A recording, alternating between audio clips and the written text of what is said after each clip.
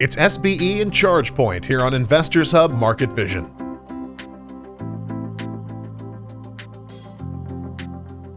Hi, I'm Andrew with Investors Hub, and today we're talking with Mark Hake. He's a CFA, and he's written tons of articles for the website InvestorPlace, and we're going to get him to weigh in on how he thinks SBE/ChargePoint is going to act in the market. So sit back, watch, listen, and we'll hear from Mr. Hake. So if I were interested in investing in electric vehicle infrastructure, why would I choose a company like ChargePoint over, say, Blink?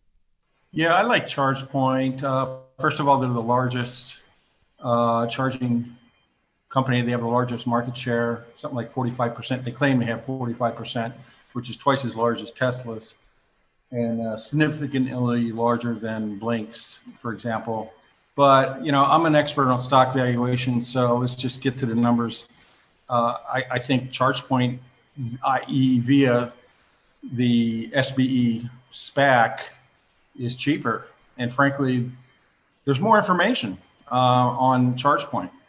I can take their presentation in the SPAC slide presentation, and for example, they're trading at roughly 59 times revenue right now, whereas Blink's like 129 times revenue.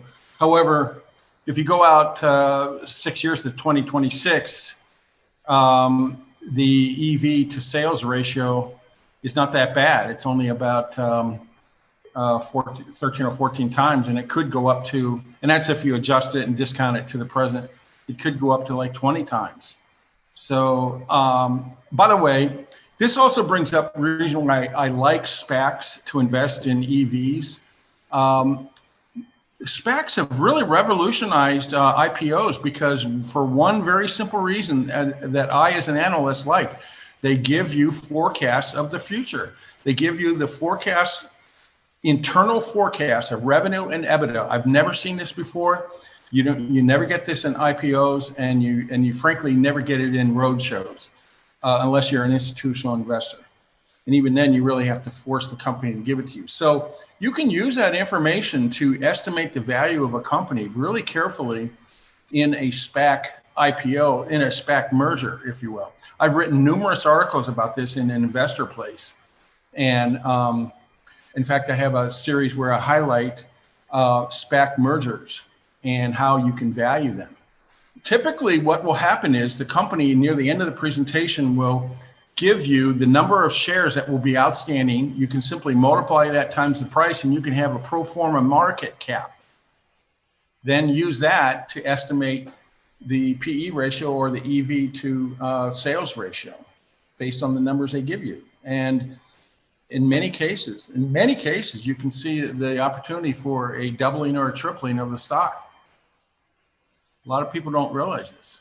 So are we in a bubble with regards to the EV market? And if so, how much has that bubble carried over into the infrastructure market? Bubbles are a function of interest rates. Right now, the Fed is going to keep interest rates very low. There's really no time frame in the future where they won't keep them low. So if that's the case, then PE ratios are going to be high, and EV to sales and EV to EBITDA ratios are going to be high.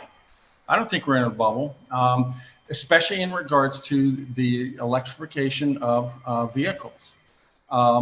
What's going on now, especially with Tesla and a lot of the charging companies and a lot of the infrastructure type companies, is people are looking out 10 years and forecasting revenue and discounting that to the present.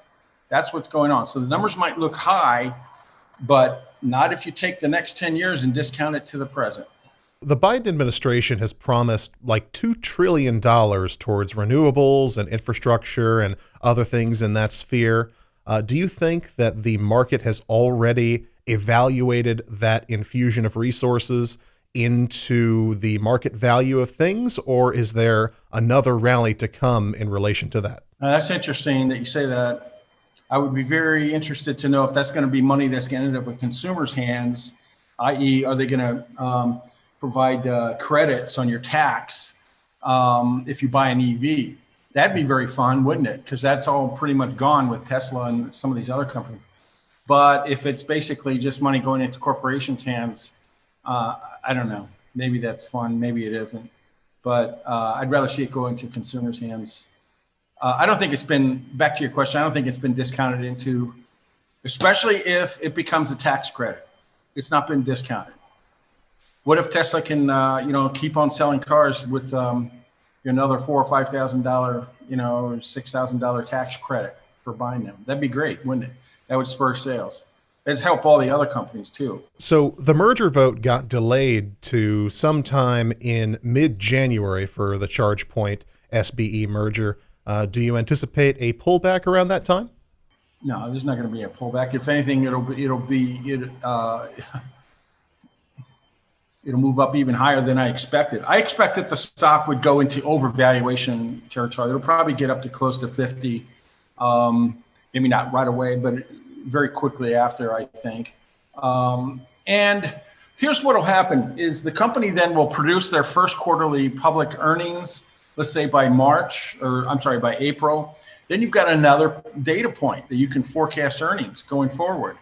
And you've got analysts then coming out with numbers. So right now, there's no analyst report.